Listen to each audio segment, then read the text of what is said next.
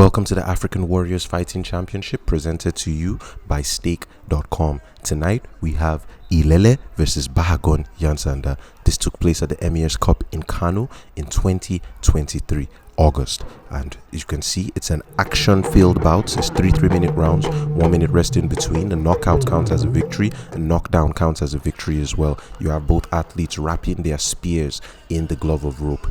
All attacks are limited, all hand attacks are limited to the spear. The lead hand, the shield, is typically used only for defense and for the obstruction and distraction. You use it to obstruct your opponent's vision, and you use the spear to do what? To destroy. And now the gloves being wrapped, we're going right into round one. The referee in the middle. This is the African Warriors Fighting Championship presented to you by Stake.com. Straight into round one, we go. We have Ilele in the green shorts, which is Bahagon Yansanda in the blue shorts. Bahagon Yansanda in the blue, Ilele in the green. All fights start with distance management and footwork. You want to find your optimum distance so that you can throw your spear and you can destroy your opponent, as you see from Bahagon Yansanda in the opening seconds of the first round. Ilele throwing in retaliation, not having as much pop and technique as we saw Bahagon Yansanda employ, but still a noble opening regardless. And just like that, we reset back into neutral after an exchange with both men hitting air. Again, right back into neutral. Distance management.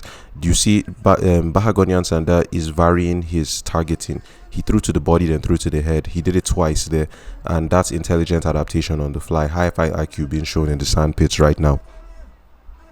Can Ilele adapt? He moves back, tries to retaliate.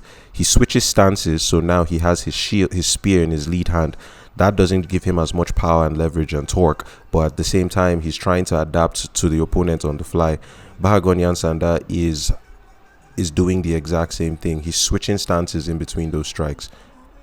So he starts with his spear in his rear hand, but then he ends the combination with his spear in his lead hand. If your opponent isn't defensively aware, they could easily get clocked by any one of those strikes when you employ the stance change. You see him switching the stance there, but then getting out of position. A bit more discipline being shown, a bit more timing, a bit more of the feints. If he can set it up just a bit better, he'll see a lot more, he'll see better results. Here we go, right back into neutral again. Ilele in the green shorts, Bahagon Yansanda in the blue shorts. Lead hand activity. Use your shield to occupy your opponent's vision, distract them so that when you do throw the spear, they don't see it coming. Dambe 101. Locking the shields as well, a very good opening strategy for your offense. Distance management. Don't underestimate the silence that takes place in between combatants. In that silence, observations are being made, reads are being made, tendencies are being observed, and just like that, strikes are being thrown. It's all about timing, observing your opponents and being able to be one step ahead, just one step ahead. And that's it, ladies and gentlemen. One round done. Very tentative round from both athletes in that one. A lot of data. It looked like they were both gathering data on themselves. You see the stance switch we observed, but then the defensive awareness from Bahagon Ilele to still keep his hands up to defend his head from incoming fire, leaning out of the way. You see that beautiful torso movement there to step out of the way. At this point, Ilele had already switched stances as well, and that's why you see the strikes not having as much pop and power behind them. Solid exchange from both men. You can see no fear being thrown. Bahagon Ilele working the body twice in succession before eventually varying targets and going to the head. That was another strategy he employed. The uppercut, you see that shovel uppercut, that shovel hook to the body. You can only imagine how the ribs of Bahagon Ilele would feel. Another thing right now is Ilele would be wondering how to adapt to all that pressure.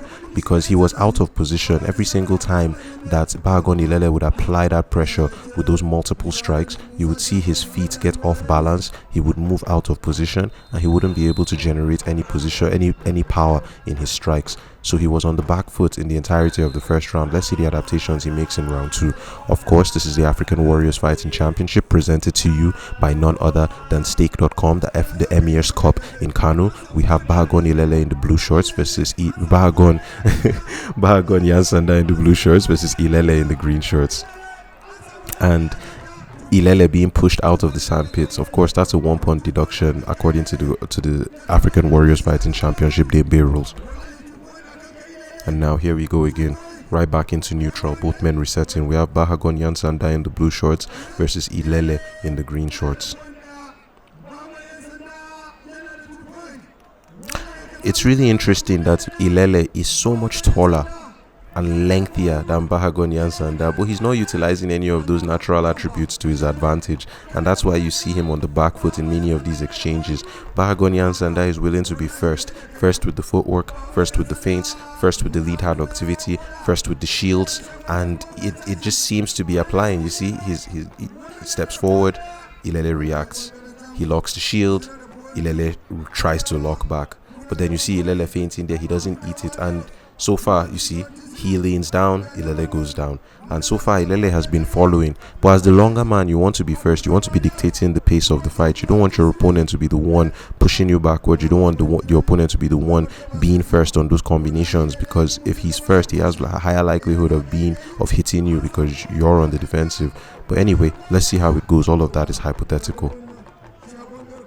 Of course, Ilele in the green shorts, Bahagon Yansanda in the blue shorts, the Emirs Cup in the beautiful city of Kano. This is the African Warriors Fighting Championship, presented to you by none other than Stake.com.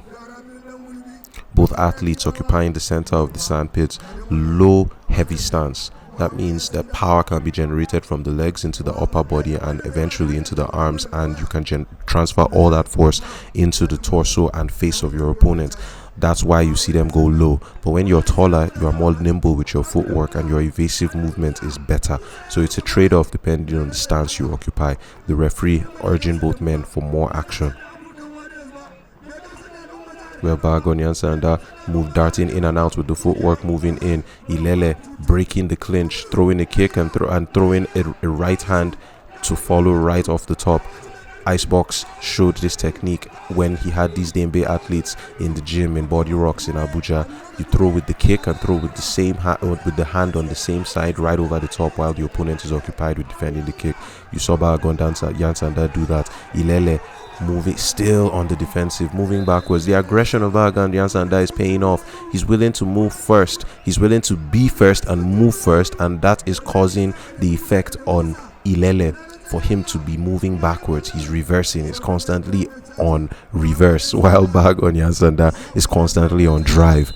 And it's those little things. It's the little things. And just like that, the second round has been done. How does that look in the eyes of the judges? In our eyes, it looks like Bahagon Yansanda has more pressure, is willing to take more risks, is willing to go in for the kill, and it's paying off. Ilele needs to be first. Ilele needs to adapt in this third round, because if it goes to a judge's decision, your guess is as good as mine. So let's see how it goes. See the strength to push Bahagon, but you can see that Bahagon Yansanda has a very clear agenda in this one. He wants to stay, he wants to burst in, and he wants to stay in. He thinks he has the advantage on the inside, which he does because Ilele is longer and taller, but Ilele isn't using his length or his reach to his advantage so far, and that's why he's on the receiving end. That's why he's moving backwards. That's why he's being shoved out of the sandpits. Let's see how it goes in round 3. This is the African Warriors Fighting Championship, presented to you by none other than Stake.com. You have Bahagon Yansanda in the blue shorts versus Ilele in the green shorts. The cornermen screaming instructions, hydrating their athletes before they go right back in to the final bout of the third round of the evening. Ladies and gentlemen, let's go.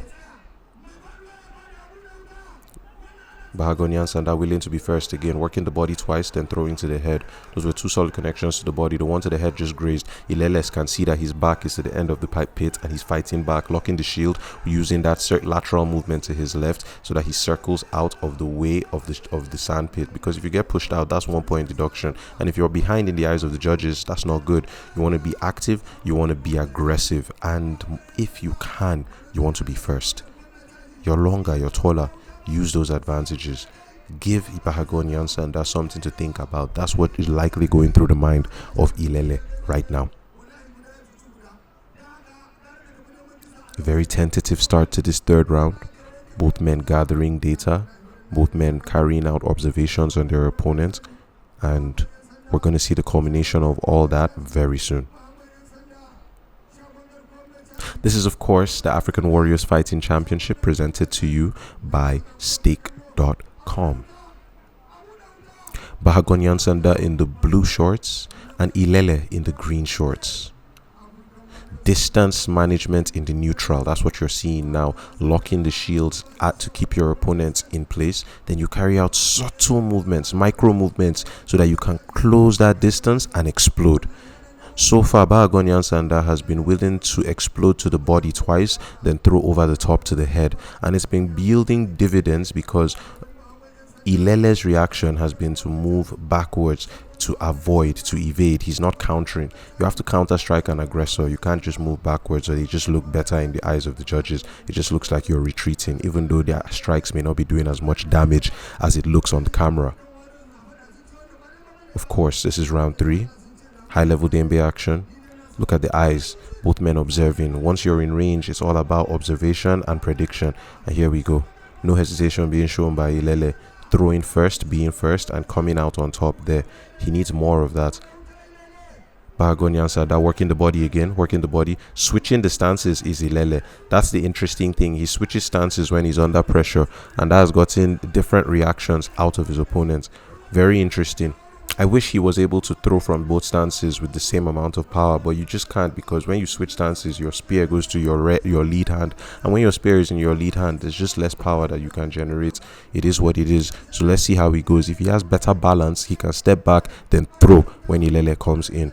When Bahagon Yansanda comes in. But Ilele has so far been content with just standing backwards and waiting for an opportunity, looking for an opening. But the opening has not come. Sometimes fights are like that. It has to get dirty. You have to take risks. You have to be first. You have to be reckless, quote unquote. And is that the end of the third round?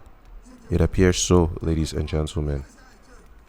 Any moment now, the judges will come with us. That was one occasion where Ilele was first. I wish he could just keep his balance. You see, his feet are just wobbling underneath him, and that's why he can't generate the power. And that also shows why he always switches stances, even though he's not good, or he's not as good from the other stance. Anyway, we'll keep watching. Look at that, all the beautiful working the body. We noted that Bahagon Yansanda has a strategy of working the body. You throw twice to the body throw, and you see Ilele being willing to throw. That's a hook. He didn't throw a traditional Dambe strike. That was a traditional boxing hook he threw from the lead hand even, which is excellent work. It connected, gave Bahagon Yansanda something to think about, made him move backwards, and now we have our winner of the evening, of course, is Bahagon Yansanda. Aggression paid off. This is the African Warriors Fighting Championship presented to you by none other than Stake.com. I am, of course, your host and commentator for the evening, Oche Young Jollof Edache.